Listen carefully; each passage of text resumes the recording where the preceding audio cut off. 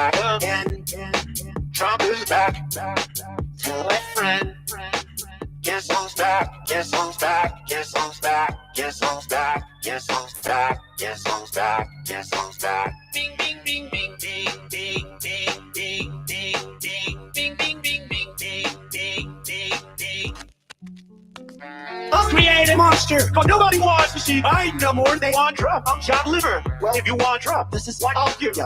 A little bit of weed mixed with some hard liquor. Some vodka that'll jumpstart my heart quicker than a shot when I get shot at the hospital by the doctor. When I'm not cooperating. When I'm rocking the table, well, he's operating. You waited this long, now stop the fading. Cause I'm back, I'm on the red and ovulating. I know that you got a job, Miss Pelosi, but your husband's heart problem's complicating. So the FCC won't let me be, or let me be me, so let me see. They try to shut me down on mock with her, but it feels so empty without me. So come on, come on your lips, fuck that, cover your lips and some of your tits and get ready, cause this shit's about to get heavy. Just settle all my lawsuits. Fuck you, Nancy! Now, this looks like a...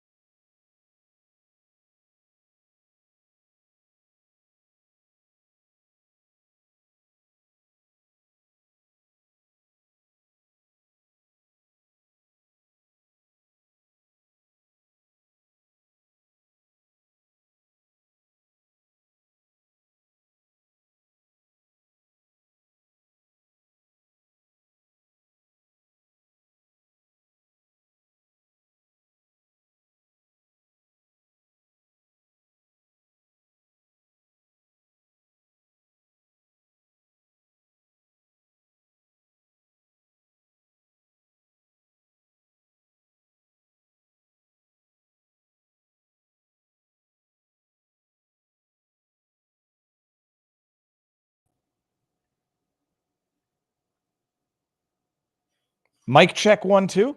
I'm telling you, I don't know what the hell's going on. This should be better. Let me just see if I'm getting text messages up the wazoo. Can you hear me now? You didn't miss anything important. Strike 1. Good now. So who put the strike 1? Do I say the joke? There's an old joke. No, I don't think I could say it. It's a good joke. It was in Blanche and Austin. Let me start from the beginning, shall I, people? That song is enough to give you nightmares. I don't know that Trump said all of the words in there, and I suspect some of them had to be overlaid because I don't know when he would have ever said the 4-letter word starting with J.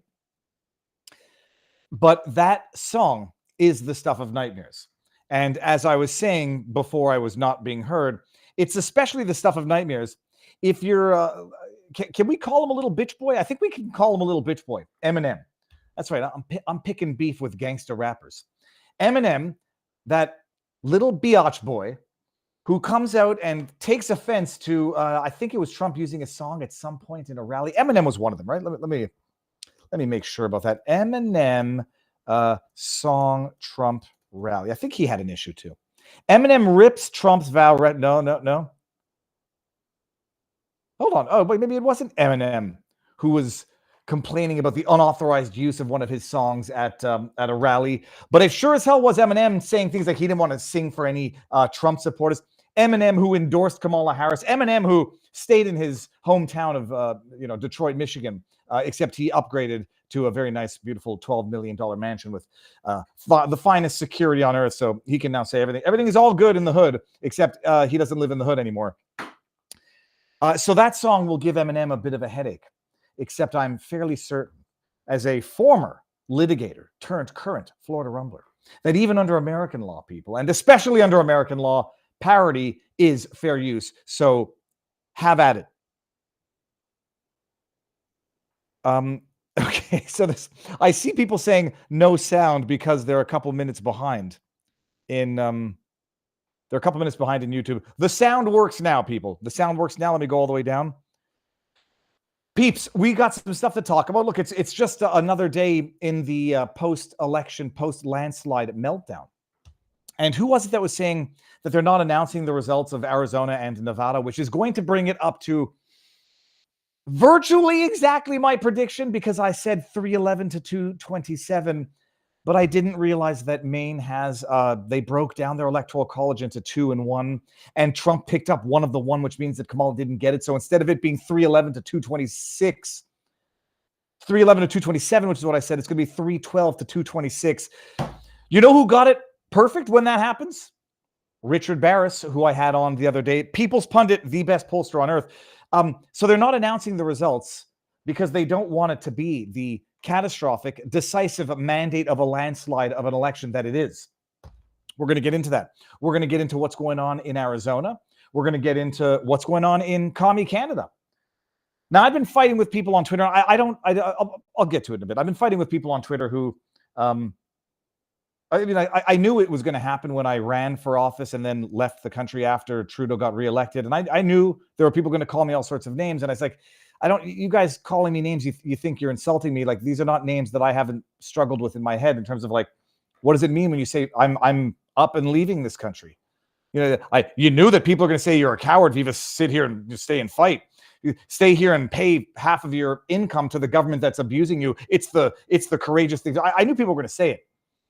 But we'll talk about that because what's going on in Canada is over the top. And we're going to get into that. But before we get into any of this, and by the way, share the link because it was a super late start to this stream because I did an episode of The Unusual Suspects, which is, let's call it an election victory lap. Let's call it a culmination in years of effort to wake people up and sensitize them to what the hell's going on in this world. You know, in some way, the major difference between Canada and the US, Canada had an election after COVID, after all of the tyranny, and Canada, Trudeau didn't get a majority of the government, but this is a problem when you have a 7-party system. People think the 2-party system has its problems. So does the 7-party system. When you get the NDP, the Liberals, the Green Party, you got your Conservative Party, your People's Party of Canada, then you got the Marxist Party, and then there's another one in there somewhere. When you have 7 parties, you break up the vote, and so you can get a minority Trudeau government reelected, even though the majority of Canadians didn't vote for Trudeau. But what ended up happening in Canada was not what ended up happening in America after 3.5 years of tyranny. Justin Trudeau got reelected with a minority government. And in America, after years of labor, after years of screaming on a bullhorn to wake the F up people woke the F up. And they voted out the Biden regime in astronomical, devastating landslide numbers. And now you're going to have a new era. I call it the dawn of a new America. Hold on. By the way, guys, be forewarned. I have discovered Twitter AI. I didn't know that Grok had AI generated images. Let me see. It will never replace my thumbnail guy, DSLR Dave. But now when I get my ideas, I'm like, holy crap, it's the dawn of a new America. Bam, put it into Grok and look at this beautiful work of art. Feel free to share. The dawn of a new America. And for anybody who doesn't get the reference, this is dawning of the age of Aquarius. Oh, copy claimed. All right, before we get into any of that and the Iranian plot, which I've read through the indictment and I don't know what to make of it yet, we're going to thank our sponsors. And these are 2 companies who, along with the rest of us, have been working hard to build a parallel intellectual economy, a parallel economy, and a parallel competing with legacy MSM alternative media that you can find thriving and flourishing on Rumble. Be naked, people. Everywhere you look, they're trying to sand down men's rough edges and serve up mediocrity like it's something to be proud of. Low testosterone, weak mindsets, and this idea that being tough is outdated. It's all part of the agenda. But if you're not interested in playing by those rules, you need naked organs. 100% pure bison organs, liver, kidney, heart, the kind of primal fuel that built men who handled their business without whining or waiting for permission. Loaded with B12, iron, zinc. It's the ultimate kick in the ass to low T and watered down culture. Stay strong, stay sharp, and keep your edge. Head over to benaked.com. Use promo code VIVA. You'll get 15% off. Time to rise above the noise and get back to being unapologetically masculine. Although I say that with hair that's as long as a girl's. Who the hell knows what masculine is these days? I think I know what it is, and I think I'm sufficiently masculine in my long, beautiful, curling locks of a hair. benaked.com, promo code VIVA for 15% off. And the other company, building a parallel economy, so that you can spend your money with companies that are offering you amazing stuff and respecting you as a customer. 5G free. You're minding your own business, walking down the street, and without even realizing it, someone snatched your credit card info. No, they didn't bump into you and grab your wallet. They did it from 3 feet away thanks to portable skimmers. Hackers no longer need wires or contact. They have the tech to swipe your data while you're waiting for your morning cup of coffee. That's where 5G free's RFID blocking wallets come in. This isn't your average wallet. It's like a building that actually works, a wall around your wallet, blocking scanners and stopping data thieves, scammers, and even the deep state from getting their greasy mitts on your info. It's like giving your money its own digital MAGA shield, protecting your cash with the vigilance of a well-prepared patriot, locking down your data tighter than Fort Knox. Head over to 5G free, promo code VIVA for 15% off. This is another Rumble partner. Build the parallel economy and get something. Where's my wallet? Get something that protects your credit cards so that you are not naked out there thinking that you're protected. 5gfree.com, promo code VIVA. All right. Now, what do we start with? Let's start with what the hell is going on in Arizona. It's an amazing thing that when Mark Grobert, America's Untold Stories, a man with a brain as big as a library. We talked about how the new normal in certain states is that it takes forever to count the votes. In California, you have 30 days after the election to come in with the final tally. The reason why it doesn't typically make sense in make a difference in California is because the state goes wildly Democrat, as it has ever since Reagan, because as the old paradigm is true, once you go blue, you are done through. You go blue, you never go back. Once you go to being a one-party state like you have in commie California, you have to fight tooth and nail to even make gains, to hope in the next election of making more gains in the hopes of in the next election to fight your way out, to vote your way out of that commie, one-party state problem. So California, it doesn't really matter when they come with. They know election night. They know before they even count the votes. California went Democrat. Give them the whopping share of however many 50 some odd electoral college votes go to the Democrat candidate who could be either a corpse or a dog, and they would still get the votes from California. Where it makes the difference is on the popular vote, when it takes forever to count out those tallies. And so then they keep adding to the popular vote, because who the hell knows who's allowed to vote in California, because you're not allowed showing ID when you go to vote because of a wonderful law from Gavin Newsom, the man who apparently might be the front runner for the 2028 election. So we talked about the batshit crazy laws coming out of California, illegal to show voter ID. They won't even look at it. They won't look at any ID when you go to vote. Okay. So they'll keep adding those votes to the popular vote, which, parentheses, the day after the election, there was the meme going around that if you wanted to know how effed the 2020 election was, look at where the 15 million votes extra that went to Biden compared to 2016 for Hillary Clinton. Hillary Clinton got 65 million votes in 2016, and Biden allegedly got 81, and I'm putting it in quotes, 81 million votes in 2020. And then in 2024, Kamala Harris was at like 67 million when that chart was going around. The point of that chart is still going to be accurate. Where the hell did the 10 plus million votes come from? And where did they go? I don't know. Cotton Eye Joe. That is the lyrics. Hey, where did you come from? Where did you go? No. So there's a meme going around saying, okay, it was 15 million. It's not going to be 15 million by the time they're done tallying all of the popular votes out of California. It's still going to be a 10 plus million. Where the hell did those votes come from? And where the hell did they go? For the total tally to show just how out of whack 2020 was in terms of Biden. Okay, hold on a second. Let me just make sure I didn't lose my thought there. So people are saying it confirms election fortification. Fine. People are also saying, well, the Republicans got a lot more votes in 2020. And that is true, because it went from like 62 million for Trump in 2016 to 70 some odd million for Trump in 2020. That is true. It's either you attribute it to some fortification with the ballots, or everybody is in fact voting more. But when you look at Trump's numbers in 2024, the disparity is not anywhere near the same as Biden to Kamala. And so you're going to Convince yourself that Biden, an old, decrepit white dude, even when he started running in 2020, got however many millions more votes than Obama in 2008 and 2012. Good luck convincing yourself of that. Population growth, fine, but it can't account for it. Okay, all of that is a big roundabout way to get to what's happening in Arizona. They haven't announced Arizona yet, despite, let me just get the numbers here. If I can, I can't. Arizona, it will be declared for Trump.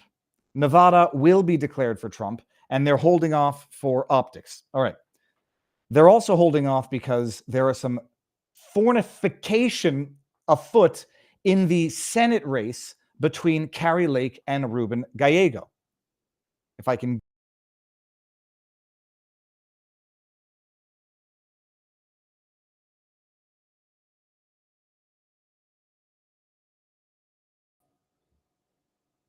I'm back. I may have lost everything here. If I can get my screen to bring it up without my fat fingers actually shutting it down. Jack Posobiec, who is he's phenomenal. Everybody knows who Jack Posobiec is. Insider, has got connections, has got information that many of us don't necessarily have. And you need to aggregate your information from the trustworthy sources and even from the untrustworthy sources to know that what they're probably telling you is probably a lie. All right. Jack Poso says, hearing some establishment GOP are now hoping Kari Lake doesn't win in Arizona so they can have an easier case why RFK, Tulsi, and others shouldn't be put in the cabinet. What's happening in Arizona right now is a fight tooth and nail to ensure that Gallego survives by the skin of his teeth. Senate Arizona race. The numbers are so wildly tight right now. And I've been following it now, and I say this full disclosure. This is not to be. This is not for any other reason than full disclosure. I don't want anyone thinking that I'm giving this attention without disclosing that I have a bet on predicted 2 bets for Kari Lake and against Ruben Gallego, because the odds were so wildly out of whack that it didn't make sense. They had Kari Lake at one point within the last 24 hours. I didn't get in at 5 cents or 7 cents. They had Kari Lake at a 7 cent percentage of winning. When the race started, Kari Lake was at 20% and Gallego was at close to 80%. The numbers never made sense. But set that aside. It's a full disclosure. I'm not talking about this in any which way because I want my bet to come true. I bet on this because I thought Kari Lake was wildly undervalued. By all accounts, even amazing pollster Richard Barris. This is where we're at right now. Holy heck, sweet people. Ruben Gallego, this is after now, it is November 8th. The election was November 5th. So you've had the count on the 5th, on the 6th, on the 7th, up to the 8th. We're 4 days out, right? They still have until Sunday to cure ballots. And everybody should know that if you're interested. Kari Lake and others were tweeting out, you can cure your ballots until November 10th. 1,319,000 votes for Ruben Gallego and 1,278,000 for Kari Lake. And the difference, look at this, the Green Party. Oh, if only they had voted for Kari Lake. I'm going to make a joke about this later to get to Fetterman. Look at that. They have until Sunday to cure ballots. And I don't remember how long they have to count the votes, but it's a battle. And now you piece this together with what Mark Robert was saying when he came on the channel on Monday, talking about how even in California, when it's Democrats versus Democrats, they know the game about knowing the number that they need to beat from their rival and then procuring the required ballots to breach that number.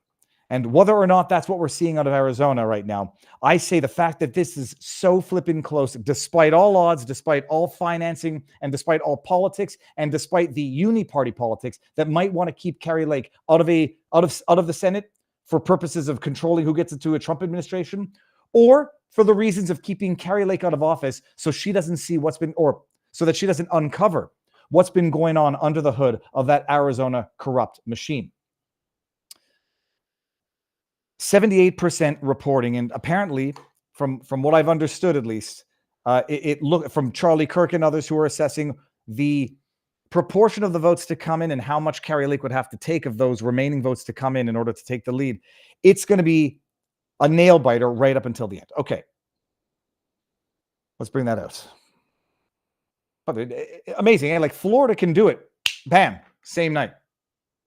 Pennsylvania had a little bit of trouble. They're still doing it. And there's some serious chicanery afoot for some of the seats over there. You got Mark Elias getting his Democrat corruption machine getting in there to, litigate. Mark Elias, the man who promoted the Steele dossier lie. I think he actually financed it, if I'm not mistaken, but that was the law firm that financed it. Okay. So it's a fight to the finish out there. Now, there was a tweet going around. Let me see if I can find this. Here. I think it's Marissa Hansen. I checked these numbers out afterwards, and these numbers, as at the time of this tweet, were accurate. Marissa Hansen, let me see here who she is. Does good work. Linktree Marissa Hansen with an E17. Says, fascinating. Ruben Gallego has now received more votes than Kamala Harris did in Arizona. And as at this morning, Ruben Gallego had 1.3 million and Kari Lake had 1.23 million. And not to make the same sort of glossing over quantification of the number that I initially did with that chart showing 16 million more ballots in 2020 than in 2024, because they haven't yet finished counting the popular vote in 2024. The same holds true here. The count is still ongoing, and there's still 76% counted as at the time of this. But that is going to be something incredibly interesting to pay attention to. If Ruben Gallego gets more votes than Kamala Harris out of Arizona, something is stinking to high hell in that. Let me take this out here. Richard Barris did come out and say that Kari Lake would be trailing Gallego even in Arizona, where Trump was beating Kamala Harris. And Robert Barnes, my partner-in-law, was also confirmed this. The trend is that there's other things at play in Arizona on the Senate level race, budgets, popularity, other politics, that it's not going to follow a direct correlation to Trump defeating Kamala Harris. I think it's 4% now, and they still won't call Arizona, but fine. That's one thing. But if it comes out of this that at the end of it, Ruben Gallego gets more votes than Kamala Harris, I think something is obviously fishy, because it would make no sense. So you would have to think that there's a voter who's going to vote for Trump, but then Gallego, which I guess is conceivable, but to be followed. But also to be followed once the final numbers are out. The bottom line, from what I understand, let me just see here, in Arizona, you can cure ballots November 10. Let's just see this. Kari Lake. Check this out. Arizona family. Check this. So you all know. I know it's important to know. Knowledge is power. Ballot curing process underway in Maricopa County. Here's how it works. Across the state, including Maricopa County, several races are still too close to call. On top of counting ballots, election officials are also, quote, curing them. If you opted for early voting, curing is the process where the county elections team allows voters to fix any issues with their signatures on the green affidavit envelopes they are given to submit their ballots. If the election team finds inconsistencies, errors, or no signature on the envelope, you will be given a chance to cure it. If you need to cure the ballot, the election team will call, text, email, or notify you. You have 5 calendar days to post federal election. You have 3 calendar days to post a local election. Gina Roberts, this is the right one, right? November 7th. Okay, good. Cure by text, cure by phone, whatever. Okay.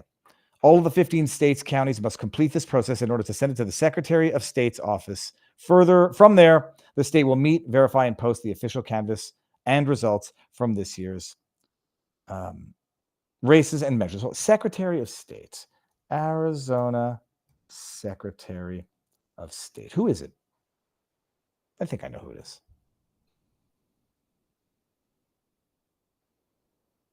Who is the Secretary of State in Arizona? I'll get it in a second. There's a serious reason to believe that there is a concerted effort to keep Kari Lake from lifting up the hood of that Maricopa County corrupt election regime, because if it uncovers chicanery now, 2022, 2020, we might find out, and I think Democrats in real time are finding out, that holy crap, Joe Biden didn't really get 81 million constitutional votes in 2020. Okay, let's take a breath here.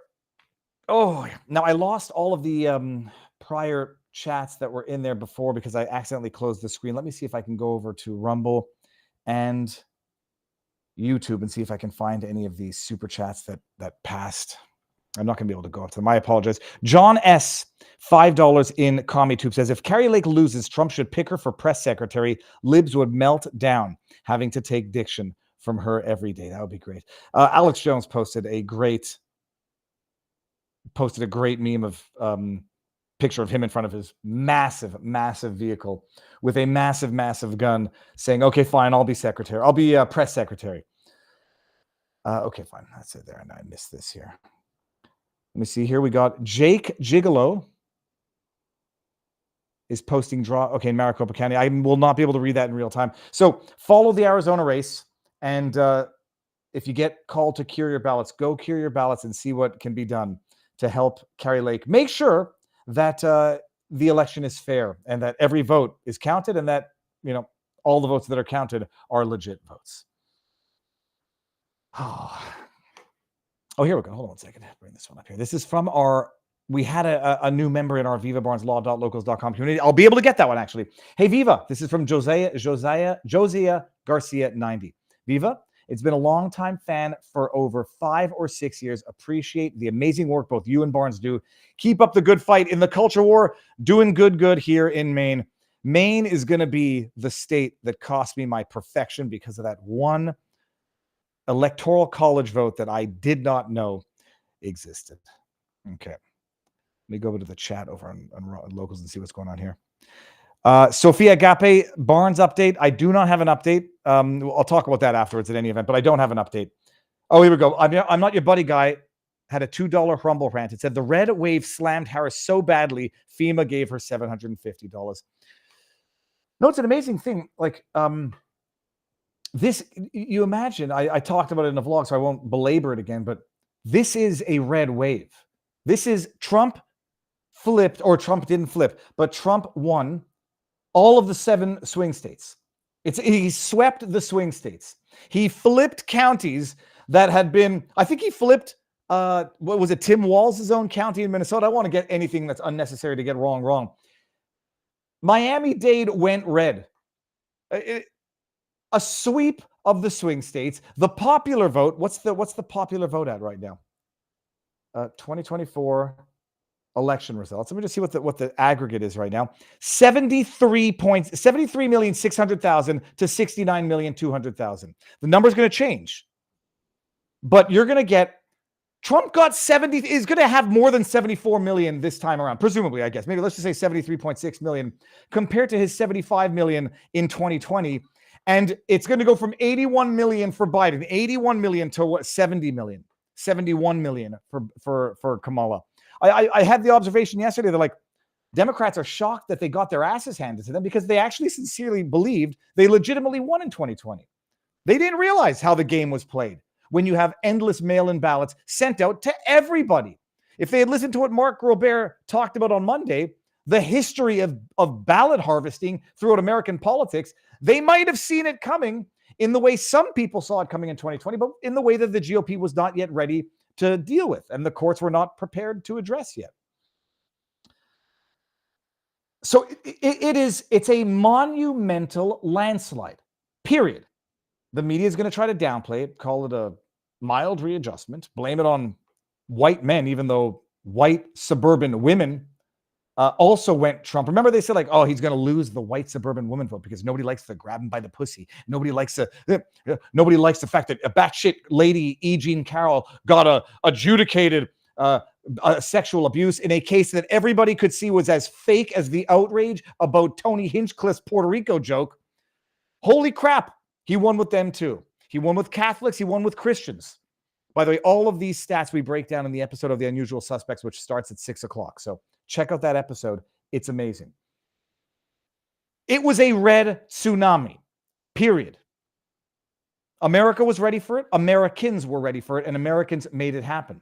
Not quite the same up in Canada during our 2021 election. We'll see what happens the next time there's an election. The only problem is up in Canada, it won't make a freaking difference, because if you think there's a wild difference between the Conservative Party of Canada, the CPC, and the Liberals, you don't pay attention to Canadian politics. Let me see here. It was called the Conversion Therapy Ban Canada Unanimous Vote. People seem to forget about this. Just a little refresher for those who don't pay attention to Canadian politics. Canadian MPs vote to ban LGBT, quote, conversion therapy. The legislation would make it illegal to have a child undergo the practice or have anyone unwillingly undergo it. Prime Minister Justin Trudeau's Liberals proposed the measure, though its passage prompted applause from both sides of the aisle. Listen to this. The bill must now be approved by the aisle. The bill got approved unanimously. It's the bill that criminalizes psychologists from telling a trans kid, you might not be trans, that it might be a phase. Maybe don't go taking puberty blockers that are going to stunt your growth and give you micro penis for the rest of your life. Maybe don't go ahead and mutilate your genitals in a way that's going to impede their proper functioning for the rest of your life. Maybe don't go do certain things that's going to make it impossible for you to reach climax as an adult. They made it illegal to do that, and it was unanimously approved by the so-called Conservative Party of Canada. So if you think that they're radically different than the Liberals, I'll adopt, I think it's a Michael Malice expression, that Conservatives are Democrats or Liberals driving at the speed limit. That's what's going on in Canada. And if you had any lingering doubt as to how bad it truly is and how you can't rely on the Conservative Party of Canada for jack squat, let's get into this. You all remember this, the Russia frenzy. In America, they went, the indictment of the RT, the Russia Today or Russia Television, using Tenet Media, Lauren Chen and her husband to dupe commentators in America, prominent conservative commentators, to prop up and repeat Russian propaganda for the purposes of undermining Western democracy and sowing discord. You remember this? I mean, it's the indictment of two people who are not here, who are never going to appear in this case, but they got to run with the headlines. Tim Pool, Dave Rubin, Matt Christensen, Laura Southern, Russian propagandists, because allegedly in this indictment, RT employees acting as agents to Russia were surreptitiously siphoning millions of dollars through this company, Tenet Media, and Lauren Chen, was using this company to dupe commentators into saying the exact same things they've always said before, during, and they'll say after. Yeah, made total sense. It's all a smokescreen so that the government can use it, the media can use it to demonize conservatives, to demonize right-wing commentators, and in Canada, so they can use it to distract from their actual foreign government interference into their politics, that being from China and India. And so in Canada, they subpoenaed or summoned Lauren Chen, Tenet Media. You know her. Everyone loved her. Maybe not everyone loved her, but everyone liked her. She was a very, very reasonable person with reasonable perspectives and reasonable points of views. They summoned her as part of their inquiry into Russian interference into Canadian politics and propaganda. And the ideological orgy between the Conservatives and the Liberals in grilling Lauren Chen and promoting this absolute insane theory of Russian interference through social media first of all, either everybody does it or everybody does it to some extent, or nobody does it, or everybody does it, but it's not okay when they do it and it's okay when America does it. They want to justify in Canada the fact that they censored free speech, removed from the airways or caused to be removed from the airways RT because it's Russian propaganda, but the BBC is not British propaganda, both state-run news outlets, whatever. They summon Lauren Chen, and these dipshits in office sit there stroking each other's backs, stroking each other's egos, and protecting themselves by distracting from the actual foreign government interference into Canadian politics from China and India. And they're going after this poor soul because they think she knowingly took money from knowing Russia assets to knowingly dupe conservative commentators who are always going to be promoting the same talking points that they were always doing before, during, and after, and that this woman is a traitor and a Russian asset to undermine Western society. Listen, I'm going to play a couple of these and commentate afterwards. The first one we're going to see is Raquel Dancho, a so-called conservative MP. Listen to this. It's a little long, but it's worth it. You can understand that the Public Safety and National Security Committee of Canada is incredibly concerned that if there is a Canadian citizen such as yourself receiving, well, according to the indictment, $10 million and falsely misleading commentators of your platform or where that money is coming from. And the purpose of that commentary is to propagate Russian government positions that deliberately undermine the West. Do you have any concerns of that, of the moral authority of that? First of all, the question doesn't make sense, so maybe think it through better the next time, Raquel. They're taking the allegations of this indictment, which hasn't gone anywhere, in which Lauren Chen is not named as a defendant, taking the allegations as proven fact, and then expecting Lauren Chen to answer. These are not questions. These are accusations. Expecting her to answer these accusations. Do you not have any problem taking foreign money? Oh my God, taking foreign money. How much money from China, directly or indirectly, have the liberals, have the conservatives taken, for that matter? This is a smokescreen to conceal, to distract from the actual corruption within the Liberal and Conservative Party. This is not anything about justice or security, because allegedly a foreign person was financing the operations of a social media company that contracted with commentators who didn't change their messaging whatsoever. And by the way, we're not putting out pro-Russia messaging in any event. For the reasons already given, I have no comment.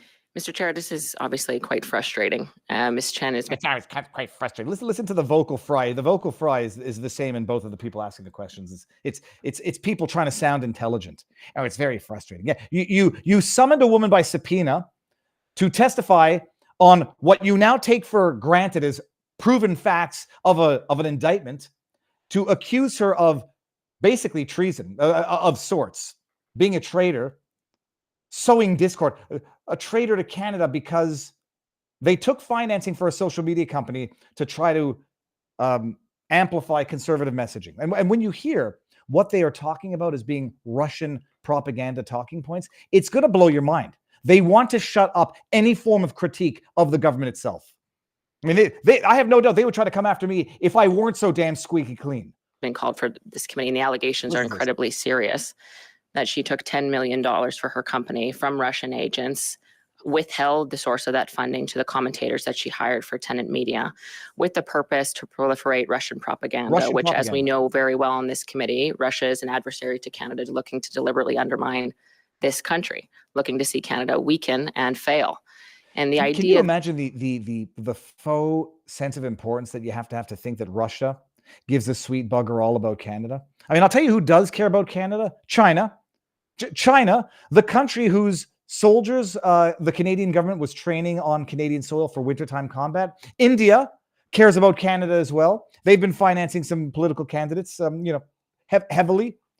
Russia probably could care less about Canada, but in their own mind, they are the most important. They're the most important politicians on earth. They're conducting the most important inquiry on earth.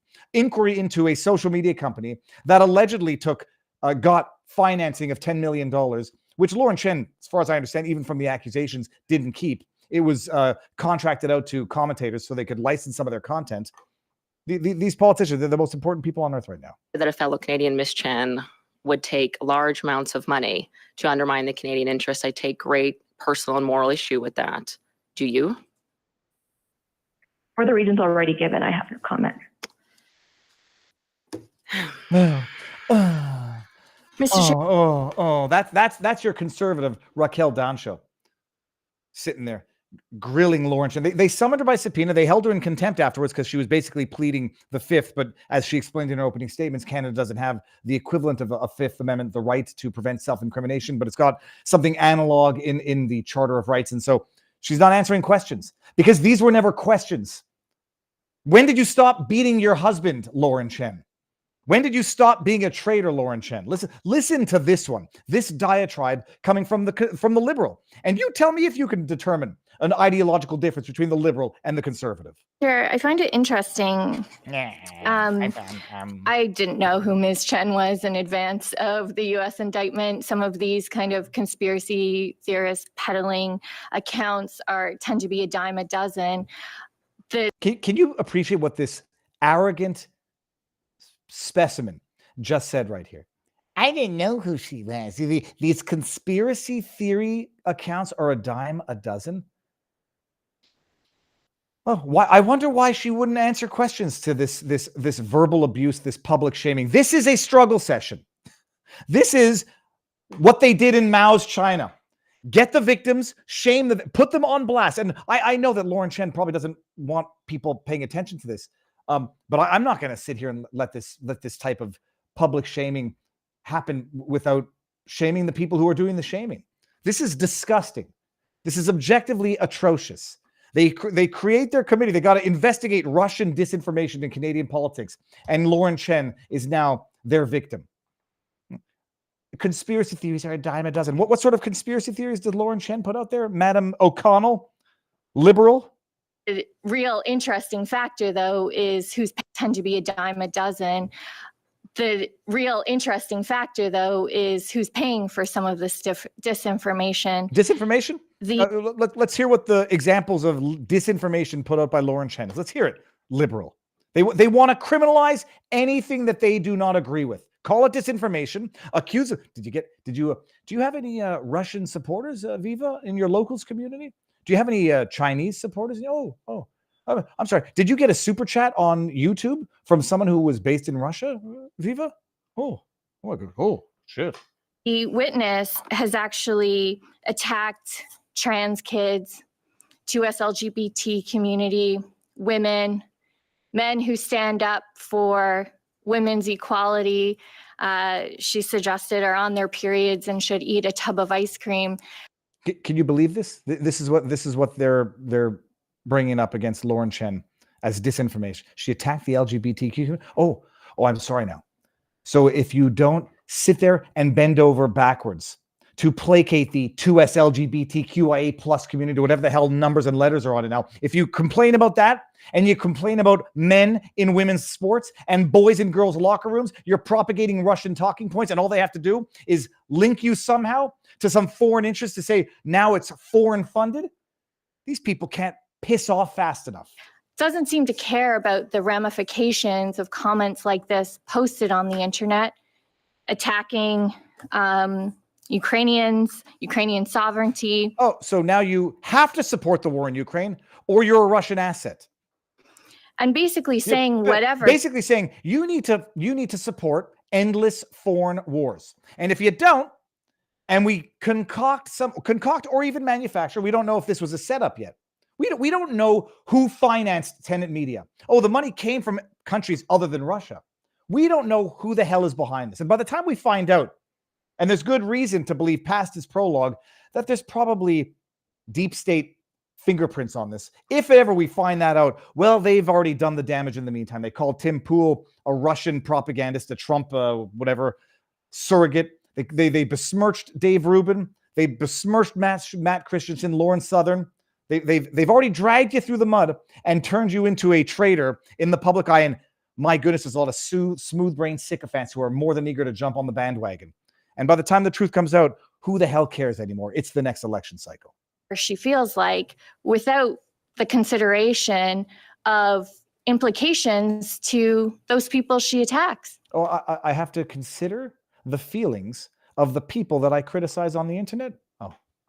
I find it quite interesting that now, as she has an opportunity to defend some of these comments, perhaps it's the single lady's cat that's got her tongue. Can you believe these liberal pieces of shit bringing in J.D. Vance stuff into Canadian politics and claiming that Trump is the problem in Canadian politics? These MFers bring it in. She expects Lauren Chen to answer to this. Oh, you have a chance to explain yourself here. Madam Chen, Russian agent. Oh, what's that? The single lady's cat has got your tongue. This is Canada. This is the Liberals and the Conservative. If you think that she was any better, I would respectfully disagree. Because she seems to be very opinionated when it comes to views that she wants to spew, but not how she's making money on spreading those views and getting those likes. So now we've talked about this, but okay. So if you receive money from anything outside of Canada, you can't do that anymore. Okay, you can.